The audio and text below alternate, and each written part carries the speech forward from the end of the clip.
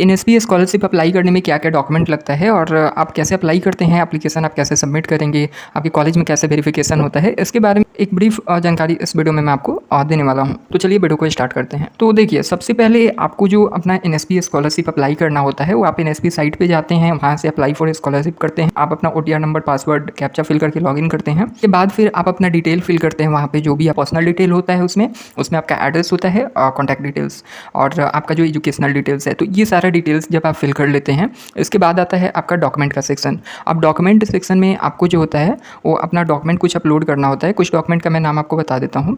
जैसे आपको income certificate हो गया, आपका कास्ट सर्टिफिकेट हो गया, आपका जो भी एग्जाम होता है, जो भी एक प्रीवियस एग्जाम है, अगर आप सेंट्रल सेक्टर में हो या फिर कोई और स्कीम 12th में आप 12th पास आउट किए हो, या फिर आप कोई इक्विवेलेंट एग्जाम है, कोई डिग्री है, कोई डिप्लोमा है जो फुल टाइम है, इसका जो रिजल्ट होता है, जो मार्कशीट होता है, उसको आप अपलोड करते हैं। इसके बाद फिर आप मार्कशीट अपलोड करते हैं। कुछ स्कीम में आपसे वहाँ पे जो है डोमिसाइल सर्टिफिकेट भी मांगा जाता है, जो निवास प्रमाण पत्र होता है, ठीक है।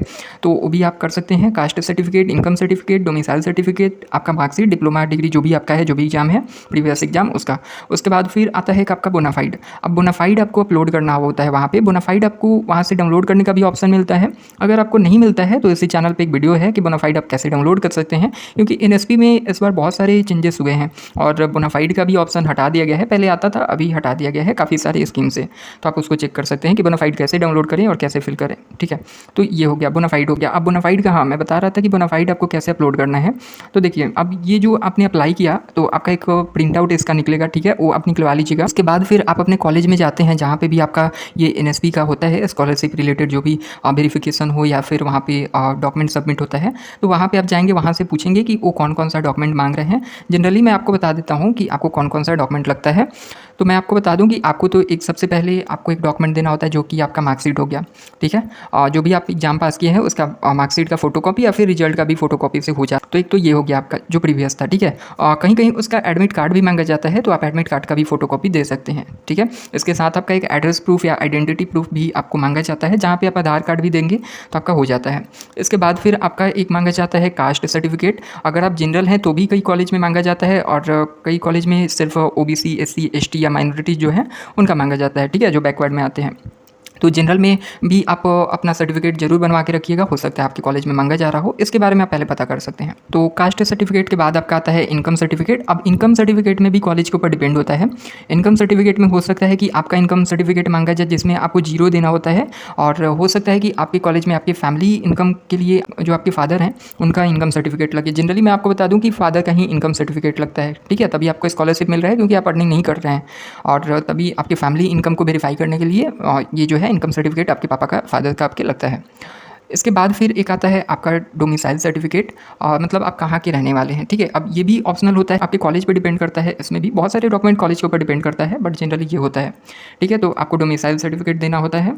इसके साथ आपको जो है अपना बैंक पासबुक देना होता है, जो भी आप जिस भी बैंक अकाउंट में अपना पेमेंट लेना चाहते हैं, और बैंक पासबुक जो भी आप देते हैं उसका फोटोकॉपी, तो वो आप वही दीजिएगा बैंक अकाउंट जो आप आधार से लिंक रखते हैं, ठीक है। तो आधार से अगर आपका लिंक होता है जो बैंक अकाउंट, उसको अगर आप देते हैं तो आपका पेमेंट आएगा, और अगर आपका आधार से लिंक नहीं है तो आपका पेमेंट उसमें नहीं आता। बहुत सारे स्टूडेंट ये गलती करते हैं कि वो आधार लिंक्ड बैंक अकाउंट अपना नहीं देते हैं, और पेमेंट तो यूआईडी के थ्रू होता है, AEPS सिस्टम बोलते हैं, आधार इनेबल्ड पेमेंट सिस्टम, तो उसके थ्रू होता है। तो आपका बैंक पासबुक हो गया, ठीक है। और अगर आपका कोई रिजर्वेशन है या फिर आप EWS दे सकते हैं, ठीक है। और अगर आप कोई बैकवर्ड क्लास से आते हैं, कोई और कैटेगरी में आते हैं जनरल को छोड़ के, तो आप रिजर्वेशन के लिए भी अलग से अगर आपके पास कोई सर्टिफिकेट है तो ये डॉक्यूमेंट हो गया। एक मैंने ये जनरली आपको बता दिया जो जो डॉक्यूमेंट मतलब लगते हैं कॉलेज में, एक बार फिर से मैं आपको बता देता हूँ। तो आपका एक हो गया 12th का मार्कशीट, इसके बाद 12th का मार्कशीट या रिजल्ट। इसके बाद फिर आपका हो गया एक income certificate, caste certificate, domicile certificate, आपके प्रीवियस एग्जाम का एडमिट कार्ड, ये ऑप्शनल होता है, बहुत कम रेयर चांसेस में मांगा जाता है, बट हो सकता है, ठीक है। इसके बाद फिर आपका बैंक का पासबुक, इसके साथ आपने जो एप्लीकेशन सबमिट किया है उसका प्रिंट आउट जो होता है वो आपको सबमिट करना होता है।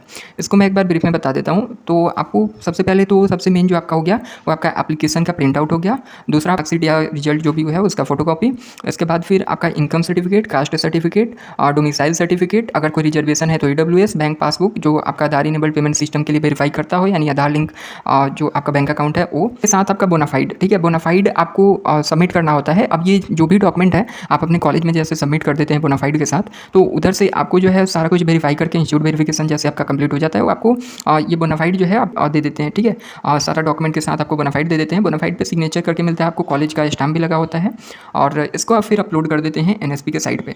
तो ये आपका यहाँ से वेरिफिकेशन हो जाता है, इंस्टीट्यूट वेरिफिकेशन, ठीक है। तो ये आपका कंप्लीट हो जाता है। बोनाफाइड का अगर आपको ऑप्शन नहीं दिख रहा है एनएसपी के साइट पे अपलोड करने का, तो सिर्फ आपको वहाँ से इंस्टीट्यूट वेरिफिकेशन करवा लेना है। इसके बाद आपको बोनाफाइड मिल जाएगा, उसको आप रख लीजिएगा, ठीक है। ये ऐसे कुछ डॉक्यूमेंट लगते हैं। आपके कॉलेज आपके इंस्टीट्यूट पे डिपेंड करता है, हो सकता है कुछ ज़्यादा डॉक्यूमेंट मांगा जाए, कुछ कम डॉक्यूमेंट मांगा जाए आपसे, तो ये आप अपने कॉलेज में पता कर सकते हैं, ठीक है। तो आप जैसे ये सबमिट कर देते हैं, इंस्टीट्यूट वेरिफिकेशन आपका कंप्लीट हो जाता है। इसके बाद आपका board verification, nodal officer verification होता है, एनएसपी से वेरिफिकेशन होता है। जब एनएसपी की तरफ से सारा कुछ एप्लीकेशन वेरीफाई हो जाता है, आपका जो एप्लीकेशन है डॉक्यूमेंट डिटेल, इसको आपका जो है पीएफएमएस के पास भेज दिया जाता है। वहाँ से फिर आपका जो है अप्रूव होता है, फंड अप्रूव होता है, आपका फिर से एक बार वैलिडेट होता है एप्लीकेशन, जो भी डॉक्यूमेंट डिटेल होता है ये सब वेरीफाई किया जाता है, आपका सैंक्शन होता है, फाइल स्टेटस, बहुत सारे ये होते हैं। उसके बाद फिर आपका लास्ट में बैंक अकाउंट में आपका पेमेंट क्रेडिट हो जाता है। ये एक लंबा प्रोसेस है। पीएफएमएस प्रोसेस के बारे में एक अलग से वीडियो मैं बना के और इस चैनल पे अपलोड कर दूंगा। आई होप आपको वीडियो इन्फॉर्मेटिव लगी होगी। ऐसे इन्फॉर्मेटिव वीडियोज़ के लिए चैनल को सब्सक्राइब कर लीजिएगा, और कोई भी क्वेश्चन होता है तो आप मुझे कमेंट कर सकते हैं। Thank you.